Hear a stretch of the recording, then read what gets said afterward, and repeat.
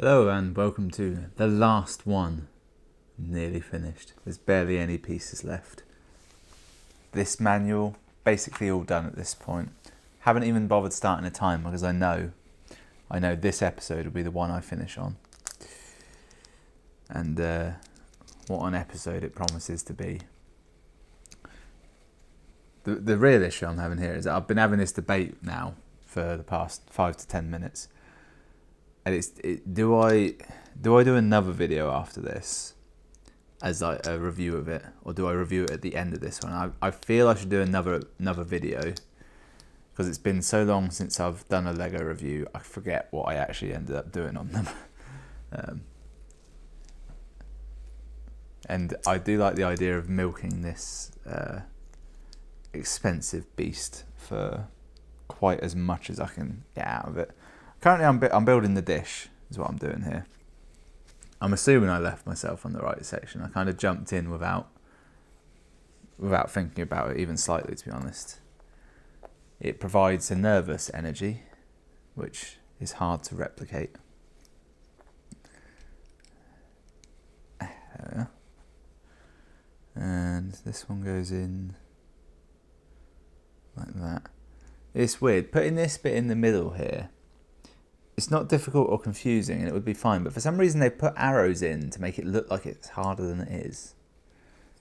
It's forcing me to overthink it and presumably get it wrong. What else is under there? There it is. What have you all been up to then? What's been the big news? A lot of games coming out. That new Pokemon game looks pretty good. I've been so on the fence about it, but basically I keep coming back to this one factor that makes me go, oh yeah, I need to get this. And it's a really obvious one, and it's essentially the fact that it's a remake of Red and Blue, or possibly Yellow as well. Or not so much a remake, but like I guess remake is probably the right word, actually. Actually, put that aside.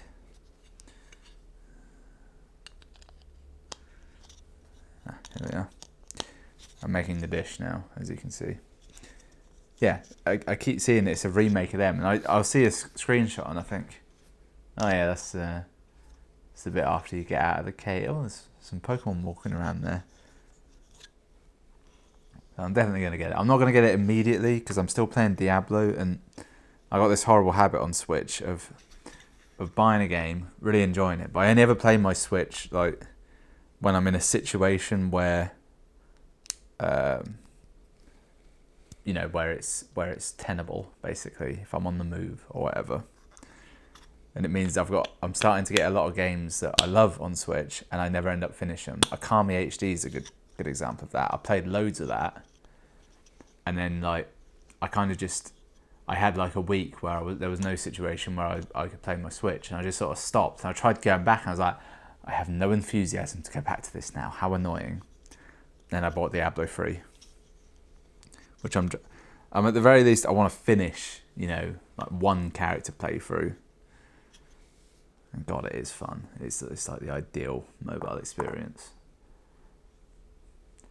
I'm thinking, over Christmas, be travelling more, maybe. I don't know. More time to do it. I've put the wrong piece on.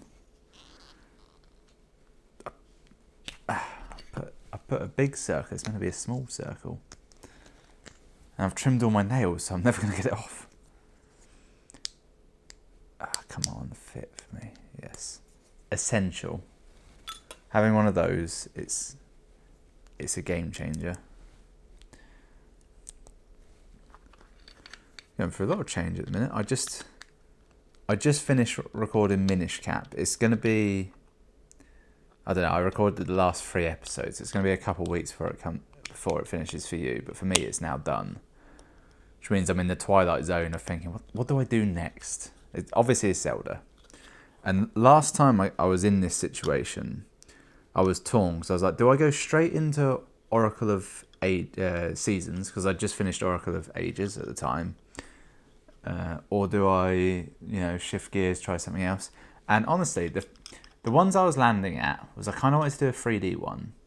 I was like, can't do Ocarina of Time because the best version of Ocarina of Time is the 3DS one, and I don't have access to a 3DS copy of that I can record without illegally downloading it, which I don't like to do. So that's out until they re-release that, which I'm hoping they eventually will. Same with Majora's Mask. I was like, I'm pretty sure the 3DS one is like quite a bit better than the original. So I was like, I can't do that. And then put this little focusing dish in here. Oh, well, that's nice. That's a nice end on that. If I turn the page and like that's it, job done, I'm gonna be bloody annoyed. Yeah, so hang on, how does this go? Oh, it goes at an angle. That makes sense. Get in there. Doesn't really want to fit quite right. Because I'm putting it on wrong. This bit's in wrong, that's why. When I added that bit, I was like, does it matter which way round it goes? Probably not. As it transpires, it did. There we are, little satellite dish. I like that, that's very tidy. Where does it go? It attaches over here on this black bit that is clearly quite obvious actually.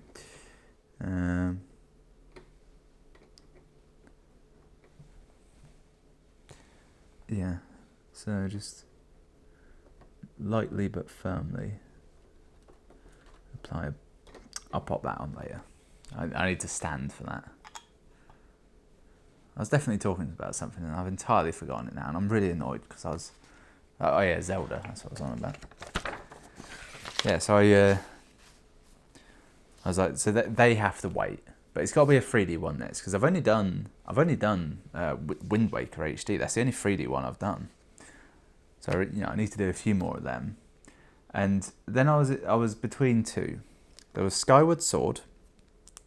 I've got it in my bones somewhere that there's going to be some kind of re-release version of that, like an HD release, or I don't know.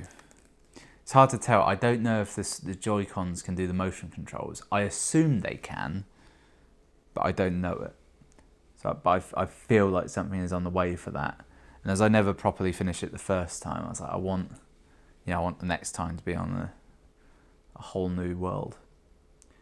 And also, I've not done any motion control stuff recording. I feel like that one, it's such a big deal that I'll have to figure it out somehow, and it's more effort than I'm ever willing to do. So it's looking like it might be Twilight Princess, and it'll be Twilight Princess HD, which I'll have to get on the Wii U. And now I'm trying to think, is there any reason that is an issue?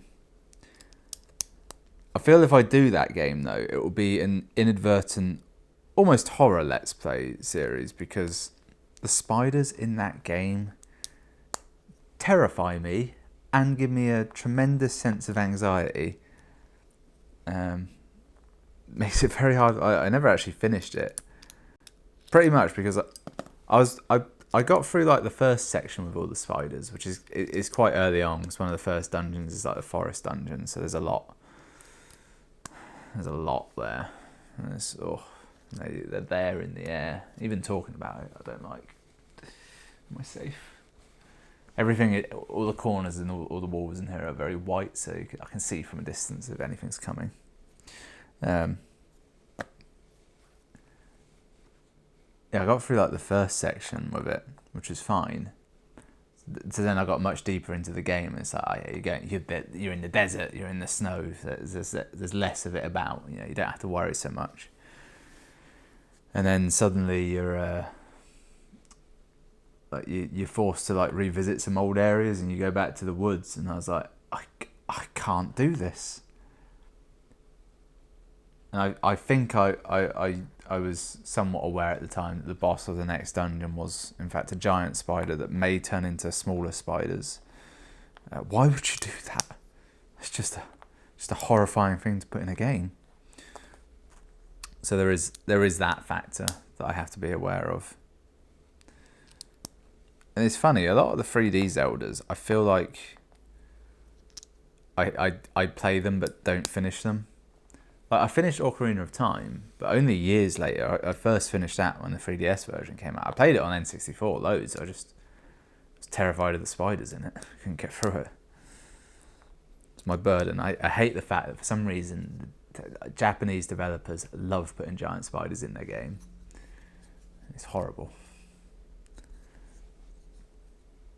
Yep. Getting on well with this little bit here. It's very complicated. I don't actually know what it is. Looking ahead, I still don't know what it is. So it might be that. But what I've got to do is I've got to have a proper look at it and see, like have a nice sort of overall view of what Zeldas are even left at this point, because I'm getting through them well, and the trouble is there's a lot that I'm gonna have trouble like doing properly. For example, the 3DS ones and DS ones, in fact, for that matter. I haven't yet got a method for recording those. So, I've got to figure it out. Right, I'm not supposed to put those on yet. I've got to do some complicated stuff first and then put them on. But it's an exciting time. I've always had it in my mind that at some point, instead of doing a Zelda as well, I'm just going to throw Okami in there, because it's essentially an honorary Zelda, isn't it? There's a version of events, like, in Pokemon how there's like a lot of conspiracy theories. People say it's like, oh yeah, if you look at it, Venonat should evolve into Butterfree, and then Metapod should actually evolve into Venomoth, but they just switched it around for some reason. And it's like, you look at the picture and you think, oh yeah, that actually does kind of make sense. I could see that. Or some of the fish Pokemon evolving into whatever. There's one of them. It's like, yeah, actually, what it was Okami HD should have been the Zelda title, and Nintendo asked Capcom to make another one like they do. And then suddenly they did Twilight Princess instead, and it was like, oh, we're just going to swap these around. Because actually, it came after Wind Waker, which had the cel-shaded art style. Alright, so I got that. Did I put the right pipe in? Probably. I'll set this aside and build something new. Something fresh, bold, evocative.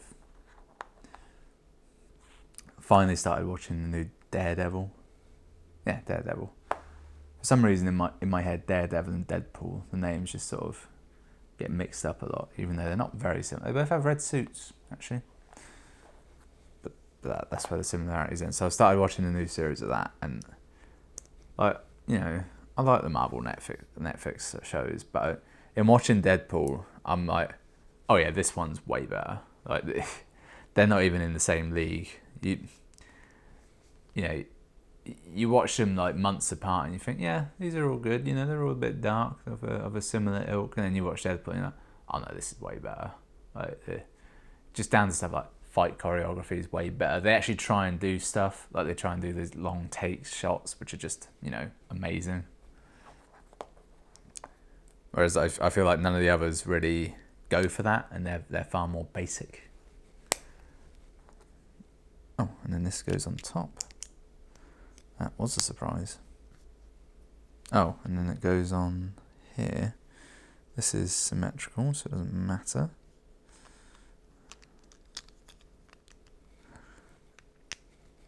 Perfect. Alright, I've made a very dense, it's nothing. I don't know what that is. 4. Yep, that's correct.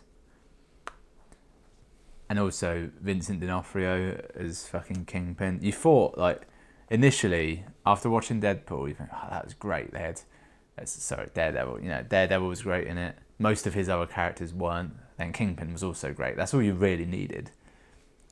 And, well, Elektra wasn't too bad, actually. Especially the way she always called him Matthew. That was funny. I found that funny. Yeah, then you watch Jessica Jones. It's like, okay, so Jessica Jones, yeah, she's good. All her other characters are really annoying, but Kilgrave, he's a good villain. It's like, so what they're going to do with these series is they're always going to be like, good hero, good villain. That's all you really need, isn't it? Good villains are the key to these things. And then since then, it's like, no, we ain't really managed it. It's all over the shop. They blew their load too early by getting fucking Kingpin.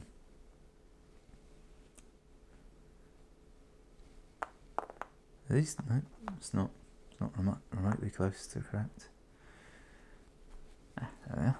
Right, so assemble these.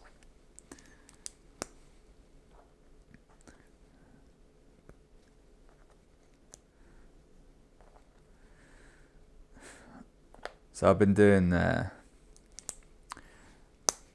these Huel milkshakes for a while now, and I gotta say they are great. But what it means is I haven't, like, normally if I'm hungry and I want food, I just have that instead of like cooking something. Particularly in the evening, I like to try and do like 2 meals a day, like one actual real food and one Huel, as a sort of, it's healthy-ish but not too healthy. It keeps the soul fresh. And then, so this side towards me and this on here. And the other day, I was looking at the bag of Huel. It's a quick meal, so you ain't got time to watch TV or anything. I was reading the bag, and I looked at the address, like, package, care, whatever. I was looking, I was like, it's in England. That much I figured, like, it's always got to have an English address somewhere.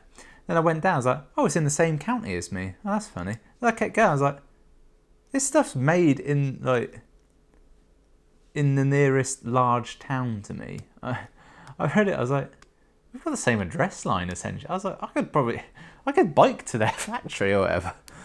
It just came as a surprise. I mean, obviously this stuff's always made somewhere, but when you see essentially your own address on there, it surprises you. So basically yesterday, I had it for lunch instead of for dinner, like evening meal, which meant that come my evening meal, I was like, if I have another Huel, I'll be energetically fine, but emotionally not satiated. You need a bit of solid food in there, really, for that. So I was like, okay, I'll make myself a nice pasta dish of some sort.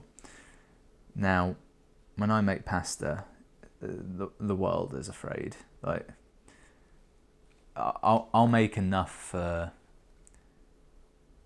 not just 2 people, but like 3, maybe 4 people. I'm talking a lot. Like, I'll make an amount. Here's what I do. I just some linguine.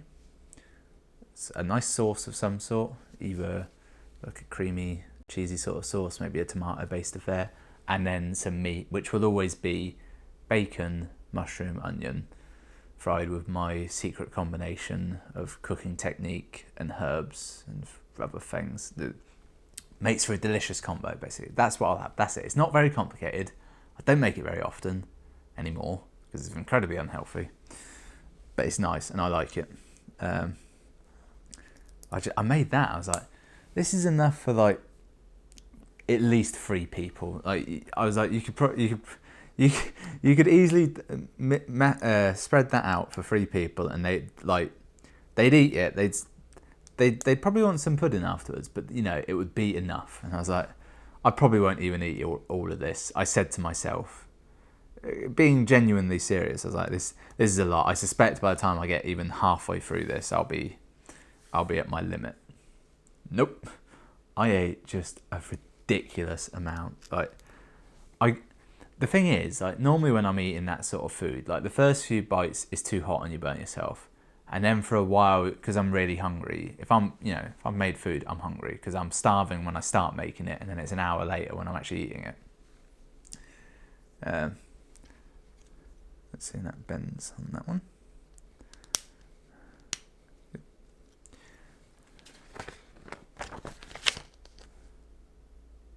Okay. Oh, I've just realised what's happening. That's clever. Yeah, I got to like halfway through eating this food, and I was like, I'm not even at the point where I'm not hungry. Like, I was like, I'm still hungry eating this, and I got down to the point where there was too little left that it would be worth like leaving. Like, you'd be annoyed at yourself if you left that for the next day. You came back to eat it, and it's like, this is just whet my appetite. This is useless to me. So I polished it off, and I sat there. I was like, I've eaten that. I barely even feel it. Like, you know, sometimes you can eat a lot of food and you're like, I can't move. I ate that and I was like, right, what are we doing? What's next? I'm in. And it does make me worry sometimes.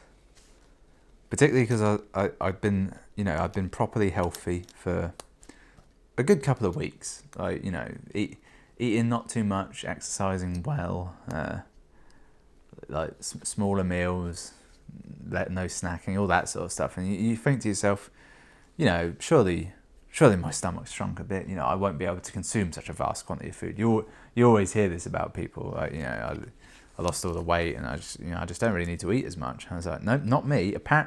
Apparently, if anything, like after all that, it's like, right, you're gonna fucking put this food away, and I'll eat a ridiculous quantity.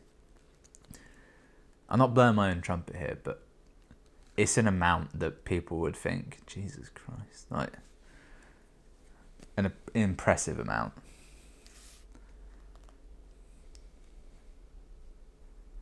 Let's see.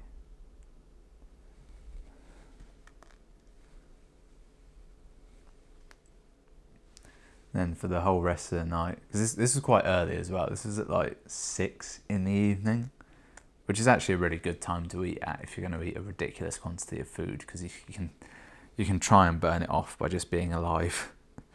I was like, I know this meal I've made is a desiccant. It will dehydrate a man. It's not so much that it's got a lot of salt in it. It has got a lot of salt in it, but it's a combination of like salty food, a lot of carbohydrates, and also sort of dairy in there. It's like all of that combines to dehydrate a man. I'm like, if you don't just cannonball a lot of water throughout the rest of the night, you'll die if you try and sleep.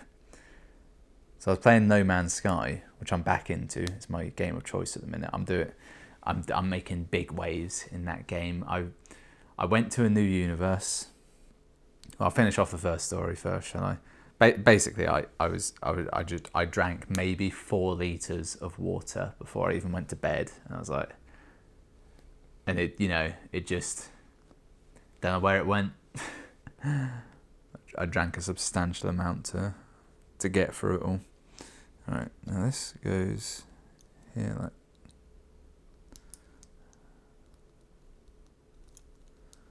This is very complicated what I've just built. Some sort of weird articulated or possibly reticulated structure. But it's all to make this little satellite dish. Yes, I'm back in No Man's Sky, and basically what happened was that I stopped playing a little while ago to play other games, and you know, my interest had just waned. This was probably not that long ago, let's say a month or two. And the last thing I did was go to a new galaxy, which essentially is nothing. But the main thing it does is it damages a lot of your ship. So you might as well either get a new ship or sort of rebuild all the technology on it. But I lost my home base, my farm, which was kind of a shitty farm to begin with. I built it like so long ago. It was when a lot of the rules of the game were different. I've made a second satellite dish. This is the square dish featured in Solo. I don't know actually which is which. I think that was the original one, and that's in the newer films because they replaced it for some reason, but it doesn't matter. Right, we've got to make some front end bits now. Like literally this front end. What do I need? These. Yeah, so I lost my initial farm, which was like, so farming in No Man's Sky, essentially it would be your home base, and you can farm like certain plants, and then you can combine those plants to make products, and then eventually you get to the point where you combine those products to make even more expensive things, and it's the main way of earning money now, or at the time. I don't know what the main way is now. It's the way I still do it though. But it was sort of half-assed and kind of small scale and hard to upscale. And it was one of those things that was like, I can't be bothered to work on it. I would say it's the equivalent of tidying up like your own bedroom or your own office. It's like, it's just too much. You know, I can keep on top of a bathroom or a living room. That's fine. A workspace, that's also fine. But everyone needs that one space. It's like, I just cannot tidy this or keep this together. It can't be done. That was my farm in No Man's Sky. But by going to a new galaxy, I lost all that. I didn't actually realise I would lose it at the time. It's obvious now that I think about it, but at the time, it just never occurred to me. I was briefly annoyed, but then I found out that you lose all the property, but anything you had in storage is kept once you rebuild that storage. So I didn't actually lose too much because I still had a lot of supplies and I could rebuild. And it was one of those things where for a while I was like, I really do need to rebuild, but I can't be bothered. And then one day I was like, today is the day I rebuild my farm. I found a nice new planet, a really nice planet, in fact. It was literally one of those things where like, I'm going to rebuild my base today. And I turned the game on, the planet I was on, I was like, yeah, this will do. And I never gave it any more thought than that. And it turned out to be a really good planet to build on, because it's like the climate there means that you can walk around and be fine. There's no like hazardous environment. There's no like supercell storms that come to kill you or anything like that. Whereas the last planet I was on was like a ridiculous Arctic tundra, which killed, like if you stay outside for more than 5 minutes, you die of exposure. It's like, yeah, this is a hostile place to live. Why would I live here? And then the system I built my new base in, it's like, there's a lot of planets there, and there's a lot of variety. So if I'm ever in like need of any building supplies, I ain't really got to go that far. Let's see. So I've done this bit. Step 3 is putting this on this, and then just strapping it to something. Genuinely don't know what though. Probably here as... Oh, I see, they've turned it round. There's just so many realms of confusing that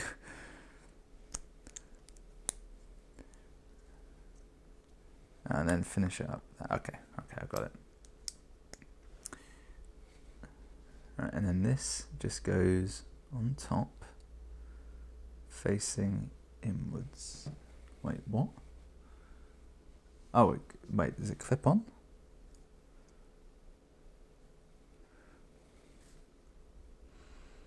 Something confusing has happened.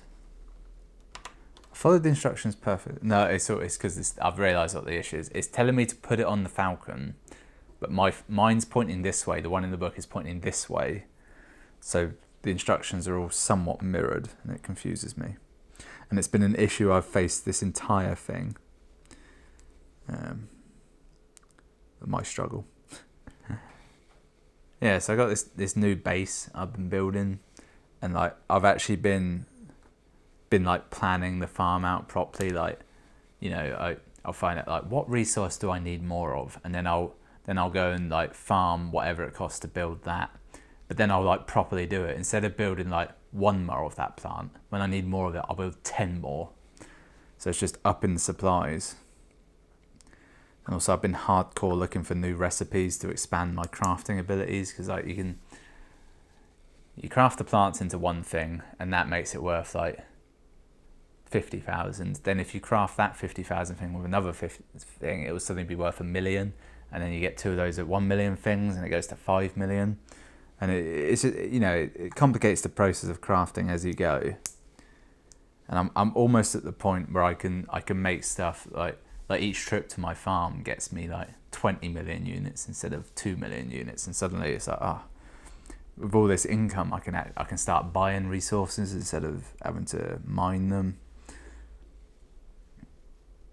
I'm also constantly on the lookout for like a better ship. I'm in an annoying state where my main ship is a fighter, which is great for fighting, but it's, you know, it doesn't have much storage space, and that's it really. It doesn't have much storage space, which I'm actually now thinking, do I actually need a fighter?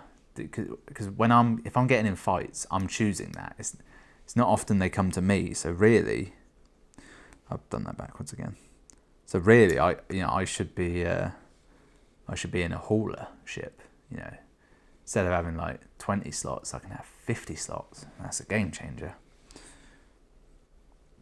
So I've got that to come across. It's just, it's a fun game when it goes your way. I know what'll happen. Like, I'm loving it now, and then suddenly one day I'll be like, nope, can't be bothered, and just switch to something else for a long time. A nice little addition. That I'm surprised it came so late in the game. So I think the last step right now is going to be building the plate that is the nameplate. Yes, it is. Now this is one of those things you should be able to build it without the instructions, but I couldn't even begin to do that. Despite the fact that it's made up of like maybe 10 pieces. And none of them are very complicated.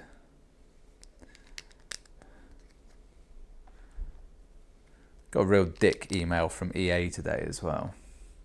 Surprise, surprise, it was from EA. An email saying, oh, our Black Friday sale started. And I was like, oh, great. I don't normally go on like Origin, like looking at stuff. And because a lot of it's not on Steam anymore, I forget their games exist. So it's nice to have a look every once in a while, just to remember. It's like, yeah, I'll play Star Wars Battlefront 2 for cheap, or, stuff like that. So I went on their website and it was like, EA Black Friday sale, PS4 or Xbox One. And I was like,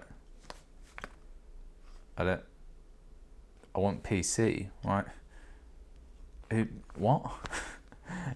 Why would I buy digital games on your website? If I'm buying like Xbox One or PS4 games digitally, I'll buy them through their own stores. Why would you send me here? And then it turns out like it's not even a sale on PC games. It's just on their other stuff. I was like, what the fuck is this? This is nothing. So they gained my ire out of nothing, essentially. So this sets aside now. That's the bottom of it, and now I make this bit to tilt.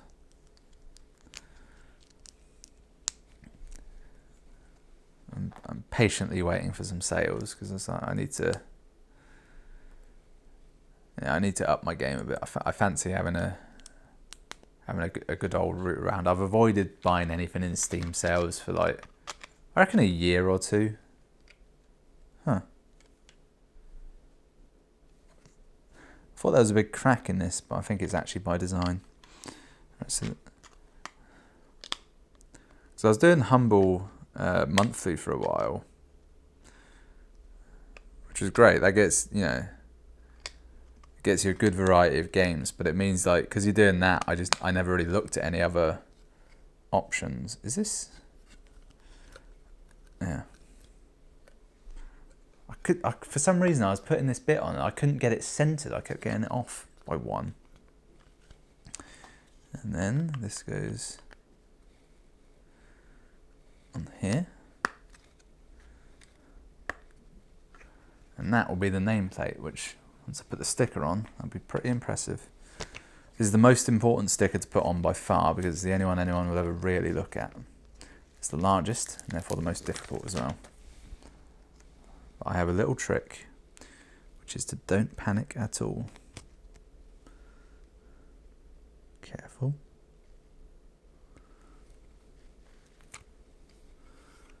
Okay, that actually went on pretty well. I was surprised at myself there. Right, now you may think I'm almost done, because I am almost done, but I'm not. One of these should be on there really, shouldn't it? It's actually quite hard to get them on. They sit on a little circular thing, but trying to get the circles on is difficult because you've got nothing to line them up with, because I can't apply pressure. Right, there you go, put that down there, ready? A lot of spare pieces there. But I've actually got to do something I basically forgot about it until short ago. I've got to build the Minox, and doing them without instructions is going to be difficult. There should be, I think there's only one of them. So what do I need? Here we are, there are instructions, right. So 2 of them, 2 wings, 1 tail, that's the body. I believe that's a kind of beak. 1 of that. 2 little green studs. I don't know what's going on in the world of Lego video games at this point. The last one I remember was Lego Incredibles, which I felt was an odd choice because there just seems to be so little material for that to have. Actually, I'm now remembering that people said, and yeah, it's a really weird game because it doesn't. Like, it was like either out of order when you play it, or it's really odd sections. But I might be thinking of something else. Is there a Lego Harry Potter one? Another something like that, isn't there? Grindelwald? Is he getting one? Alright, now flip them back. I feel like there was a time where I always used to know. I always used to know what Lego games were coming out and also what Telltale games were coming out because they have weirdly similar names. Telltale and Traveller's Tales, not but they've closed down now, so there's no more of them coming out. So much for Game of Thrones season 2. That was annoying. Another nail in the coffin for episodic gaming. Although apparently people actually ended up really liking the way they did it for Hitman.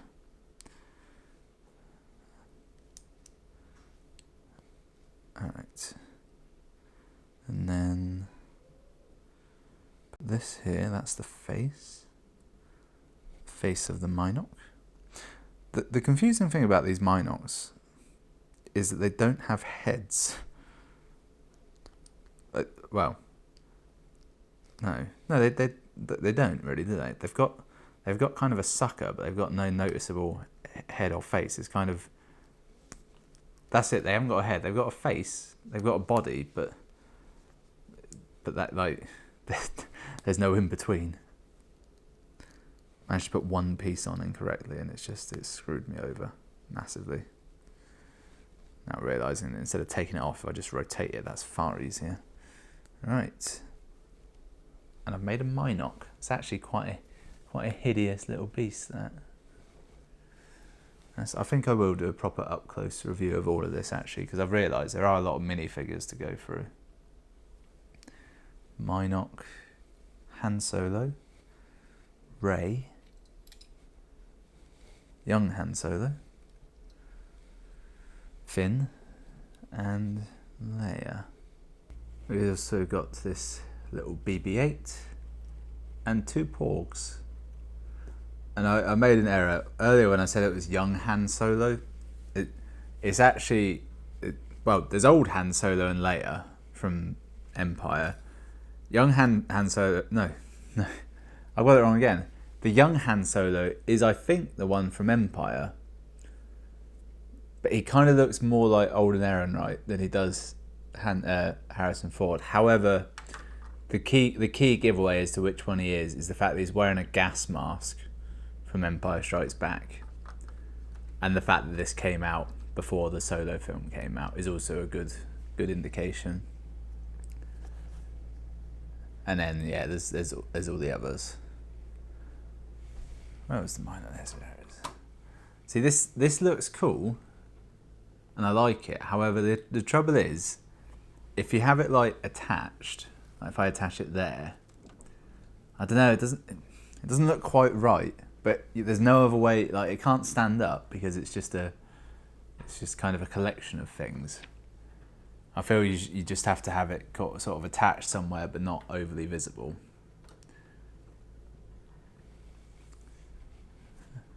Yeah. So that was the mega build. You know what? I didn't actually go to the end of this book, did I? I probably should. Yeah. So it lists all the bits at the end. Oh shit! I haven't got Chewbacca. Where's Chewbacca? Did I leave him somewhere? Oh, no, he's back here. In fact, he's back here with C-3PO as well. I missed those two. Right, yeah, so, yeah, okay. Got all the minifigs now, that's good.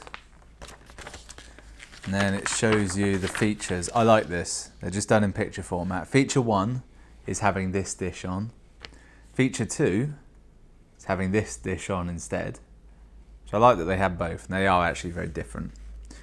And then feature 3 is the fact that this just lifts straight out, which it does, and is actually quite impressive, the fact that it does that with ease.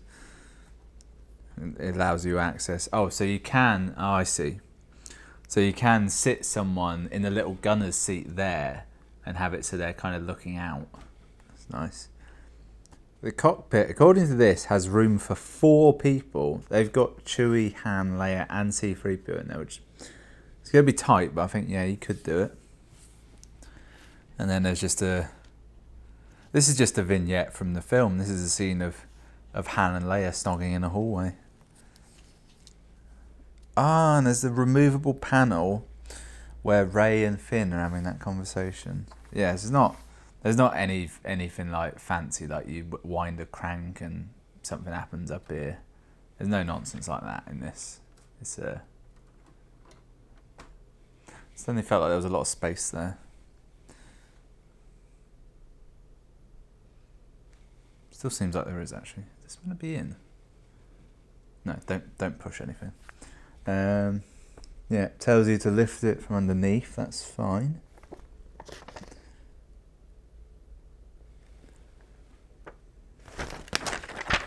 And then just at the back is just the parts list, which is, well, actually it's not that big. It doesn't look that big. It only fills 3.5 pages. Of course, when you realise that each page has about 100 pieces on it, 100, like this is separate pieces as well. Oh, it actually numbers them all. It doesn't just number it. It tells you how many of each piece there are. That's an impressive list. And that's it. There's nothing more. I've made it to the back. Well, there's a picture of the Falcon. Oh, that's a hefty bastard. How many bits was this in the end? It's something I never actually keep track of. No, it's just all... Probably says on the box if I really look. Oh, it doesn't matter. I don't know. I might do another video as a proper review of this. I don't think it really needs it, to be honest. There's 30 odd... Well, there's 30 odd... It's an hour of video. There's 30 odd hours of footage of this thing being crafted. I don't think there's anything that can be said outside of that hasn't already been said, other than the fact that these 2 bits have been left over and they're frankly too big to be spares, and yet, well, if they're not visible from the picture, they can't be important, and yet. So, yep, thanks for watching. Join me next time for something smaller, I hope. Does this turn? Yeah, it does turn. Oh, that's good. Ah, lovely.